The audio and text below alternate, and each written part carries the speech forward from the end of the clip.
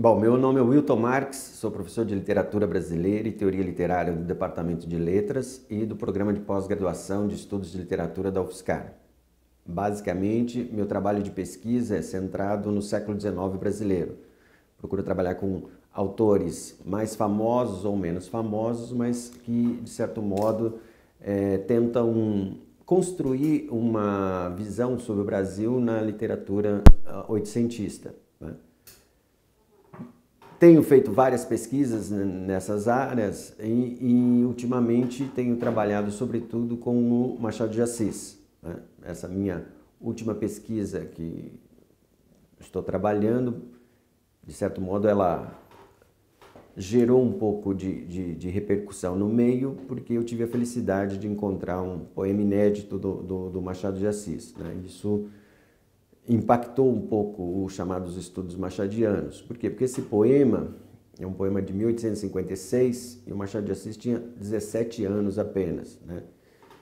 E o período da chamada juventude literária do Machado é um período muito pouco estudado. Por quê? Porque tem muito poucos dados sobre a juventude do Machado de Assis. Quer dizer, não se sabe como esse jovem escritor, naquele momento, mulato, com uma educação formal que a gente não sabe muito bem como ele teve, como ele que se inseriu no universo intelectual brasileiro daquele momento, né? Então, esse poema, ele se chama O Grito do Ipiranga, foi um poema publicado no dia 9 de setembro de 1856 no jornal Correio Mercantil, e é um poema, como o próprio nome diz, que sobrevaloriza a independência do Brasil, né? Um poema de louvação, sobretudo, à figura do Dom Pedro I. Então, em função dessa descoberta, eu tenho trabalhado, digamos, diretamente na construção de um livro sobre esse poema.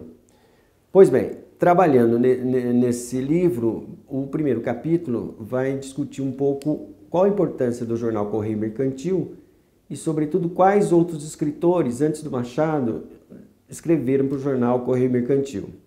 E aí, nas minhas pesquisas sobre isso, né, basicamente nós temos mais 4 escritores famosos da literatura brasileira.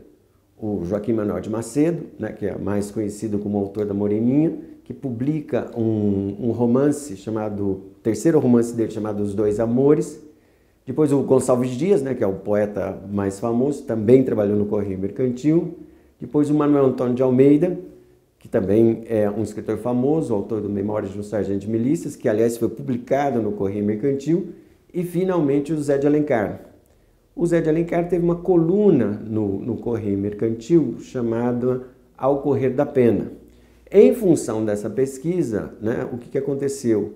Aconteceu que eu, trabalhando com o jornal, também acabei descobrindo 8 textos inéditos do Alencar para essa coluna, né? Basicamente, os textos da coluna foram reunidas em livro em 1874 e, como eu fiz o levantamento no jornal, quando eu fui cruzar os dados da pesquisa com a antologia da coluna do Alencar, o que acontece?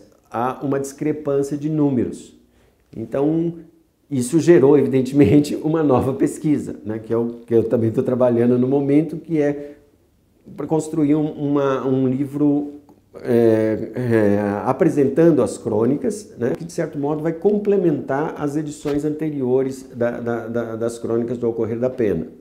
Então, basicamente, são pesquisas que acabam dialogando muito entre si, porque digamos que o universo intelectual brasileiro no século XIX era razoavelmente pequeno. Então, os atores são muito semelhantes e eles transitavam pelos mesmos espaços, seja no jornal, né, e seja nas chamadas relações sociais, né? Basicamente, ou trabalhavam no jornal ou depois acabavam indo trabalhar no Estado, como funcionário público, etc.